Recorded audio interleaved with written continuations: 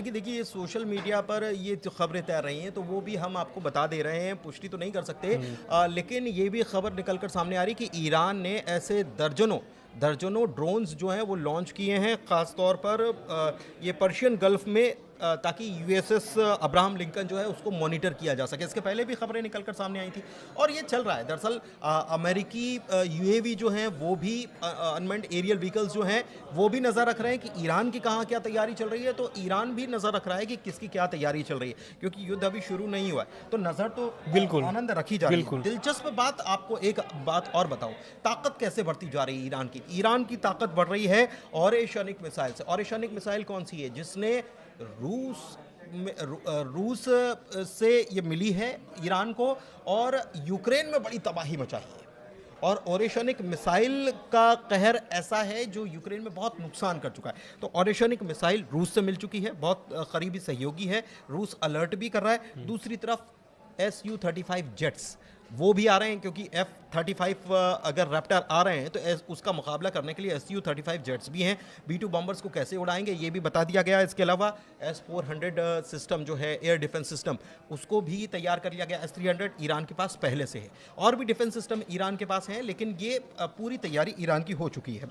अच्छा, एक चीज़ और है कि एक सबसे बड़ी खबर क्या है? सबसे बड़ी खबर ये है आनंद की, अभी हमने जैसे ऑपरेशन सिंदूर हुआ था, पाकिस्तान की तरफ से जो दर्जनों ड्रोन्स आ रहे थे, बिल्कुल। आप सोचिए कि दर्जनों नहीं, सैकड़ों नहीं, हजारों, और वो भी संख्या 10,000 के, बिल्कुल। 10,000 ड्रोन आसमान में एक साथ लॉन्च कर दिए जाएं तो क्या आलम होगा। ईरान के पास यही ताकत आ चुकी है कि 10,000 ड्रोन एक साथ ईरान लॉन्च कर सकता है। एक खबर ये भी आ रही है, तो ये बहुत बड़ी खबर है अपने आप में। और कुछ खबरें हैं वो भी मैं आपको एक एक करके अपडेट दे देता हूं कि आने वाले दिनों, आने जो अपकमिंग डेज हैं उसमें यूएसएस कार्ल विन्सन, ये एयरक्राफ्ट कैरियर है और डिस्ट्रॉयर भी है। तो ये USS Carl Vinson, USS Abraham Lincoln और हैरी एस ट्रूमैन, ये तीन हैं। तो इसमें अब्राहम लिंकन जो है वो तो दूसरी तरफ तैनात है, लेकिन हैरी एस ट्रूमैन और कार्ल विन्सन जो है इनको कहाँ तैनात किया जा सकता है?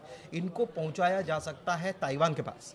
क्यों डेरा डाल सकते हैं? क्योंकि चाइना जो है, ऐसी खबरें हैं कि चाइना भी बिल्कुल ईरान के समर्थन में आएगा, और वहां से वो भी उसका, चीन का फुजियान एयरक्राफ्ट कैरियर है और वो उसको लेकर आ सकता है। तो अगर वो वहां पर वो तैनात होता है तो उसको रोकने के लिए यहां पर ये तैनाती होगी, यानी कि पूरी रणनीति तैयार हो बिल्कुल। चुकी है। देखिए, इस पर ईरान के बयान भी आ गया है। जिस तरीके से ट्रंप ने अभी बयान दिया कि हम ईरान से बातचीत जारी रख रहे हैं और आगे भी आशा करते हैं कि बातचीत जारी रहेगी, इस पर अब ईरान की प्रतिक्रिया आई है। क्योंकि जिस तरीके से अमेरिकी जो रक्षा मंत्री हैं उनका बयान आता है और इस बयान में वो साफ बोलते हैं कि बस एक आदेश की देरी है और हमला हो सकता है ईरान पर। तो ईरान पर भी एक, ईरान की जो प्रवक्ता हैं, ईरान के प्रवक्ता ने, उन्होंने साफ तौर पर प्रतिक्रिया दी है और पलटवार भी किया है कि ईरान जो है कि इस बार डरने वाला नहीं है। आपकी B-2 बॉम्बर्स हो या फिर जैसे भी आप हमला करने की तैयारी कर रहे हैं, मेरे पास भी खुफिया जानकारी है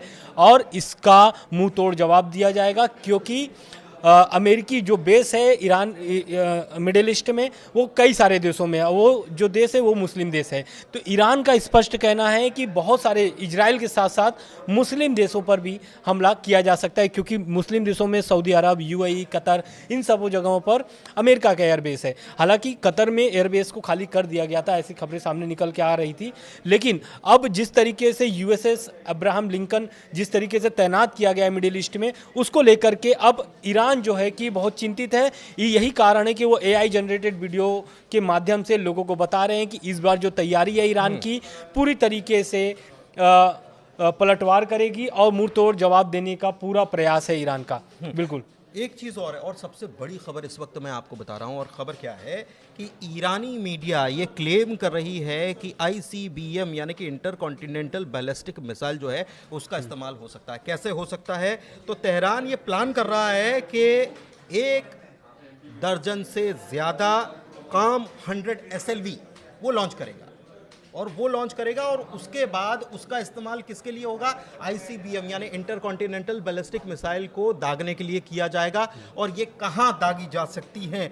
तो न्यूयॉर्क और वॉशिंगटन तक इनकी पहुंच हो सकती है। ये बहुत बड़ी खबर इस वक्त आपको बता रहे हैं। हालांकि ईरानी मीडिया की तरफ से ही ये दावा किया जा रहा है।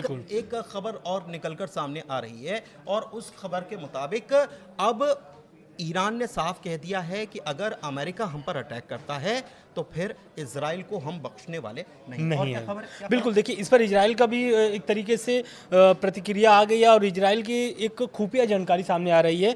खुफिया जानकारी ये है कि इजराइल के जो प्रधानमंत्री हैं बेंजामिन नेतन्याहू, उन्होंने एक खुफिया मीटिंग की है और ये मीटिंग जो है कि वो उनके सेना के साथ हुई है। और ये मीटिंग एक ईरान के लिए अहम इसलिए भी हो जाता है क्योंकि ईरान जो है, अगर ईरान पर अमेरिका हमला करता है तो ईरान इजराइल के साथ साथ एयरबेस को तबाह करने की बात उन्होंने कह दी है।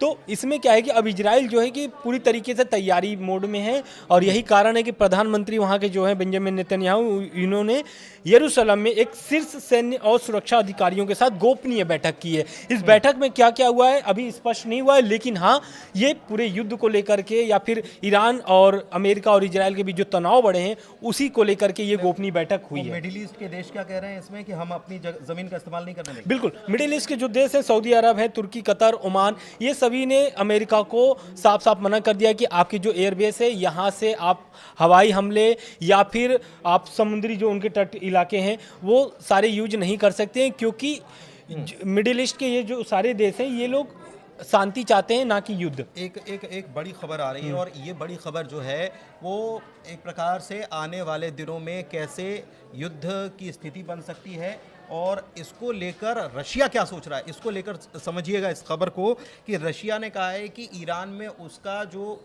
बुशहर में न्यूक्लियर प्लांट है जहाँ जो रशिया डेवलप कर रहा है, तो रशिया ने ये कहा है कि वहाँ पर मौजूद हमारे स्टाफ को निकालने के लिए हम पूरी तरह से तैयार हैं। इसका मतलब कि रशिया के पास भी कुछ इनपुट ऐसे आ रहे हैं कि युद्ध छिड़ सकता है और ऐसे में अपने स्टाफ को पहले निकालना है, उसके बाद जो भी मदद हो वो क्योंकि रशिया, चाइना और ईरान ये तो तीन एक गुट के हैं, एकजुट के। हाँ, तो यही कारण है अब मिडिल ईस्ट में जो जंग एक तरीके से दहलीज पर है, कभी भी ये अटैक अमेरिका कर सकता है। रह गई बात अगर वार्ता की, परमाणु वार्ता की, तो ट्रम्प चाह रहे हैं कि परमाणु वार्ता जो है कि फिर से शुरू हो जाए, क्योंकि जून के पहले बहुत सारे चरणों में बैठक हो चुकी थी लेकिन उसमें बात बनी नहीं थी।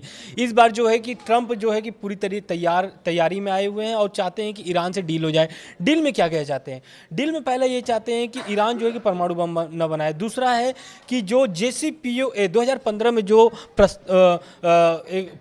जो एक तरीके से JCPOA के तहत हस्ताक्षर हुए थे, बहुत सारे प्रतिबंध ईरान से हट गए थे, वो सारे प्रतिबंध हटने की बात कह रहे हैं ट्रम्प। लेकिन इसमें आप बैलिस्टिक मिसाइलें नहीं बना सकते हैं, आप इसमें जिस तरीके से अपने प्रॉक्सियों को सपोर्ट कर रहे हैं मिडिल ईस्ट में, चाहे वो हमास हो, हिजबुल्लाह हो, हुती हो, इन सभी प्रॉक्सियों को आप सपोर्ट करना बंद करिए। ये सारे वार्ता में ये पूरा बात, परमाणु वार्ता में ये सारी चीज़ों को डील चाहते हैं वो ट्रम्प। और ये इस डील के बाद क्या होगा? इस डील के बाद अगर डील होती है तो डील के बाद ईरान की जो करेंसी है, जिस तरीके से अभी जो ईरान की करेंसी है वो $1 प्रति 15 लाख हो गया है, 15 लाख रियाल हो गया है। तो ये कहीं ना कहीं अपने आप में बहुत आर्थिक संकट है ईरान में, और ईरान अब चाहता है कि बातचीत हो ना कि युद्ध, लेकिन तैयारी ईरान की भी पूरी है। अच्छा, अब्राहम लिंकन के बारे में एक खबर आ रही है, हालांकि पुष्ट नहीं है, लेकिन अब्राहम लिंकन जो है वो अब थोड़ा सा खिसकने लग गया है, वो अरेबियन सी की तरफ वापस आ रहा है। इसीलिए आ रहा है क्योंकि ये ईरानी मिसाइलों की जद से थोड़ा सा बाहर हो, बिल्कुल ठीक है, क्योंकि जिस तरीके से चीज़ें हो रही हैं वो चीज़ें बढ़ती हुई नज़र आ रही हैं। तो ये एक खबर निकल कर सामने आ रही है कि थोड़े से कदम पीछे खींचे गए। लगातार अपडेट आप तक पहुंचाते रहेंगे। फिलहाल इस वीडियो में इतना ही। वीडियो थोड़ा सा लंबा ज़रूर हुआ, लेकिन हर पल अपडेट जो है वो आप तक पहुंचा रहे थे। कैसा लगा वीडियो ज़रूर बताइएगा। ग्लोबल अड्डा को प्यार देते रहिए। फिलहाल हम दोनों को दीजिए इजाज़त। बहुत शुक्रिया।